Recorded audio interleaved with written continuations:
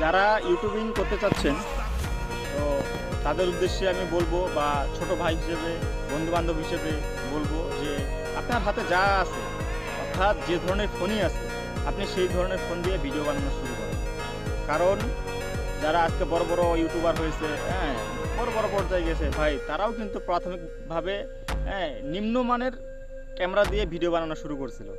কিন্তু পরবর্তীতে যখন একটা ভালো পর্যায়ে গেছে, তখন দেখবেন তারা আইফোন, স্যামসাং আলট্রা এই ধরনের ফোন দিয়ে ভিডিও বানানো শুরু করছে।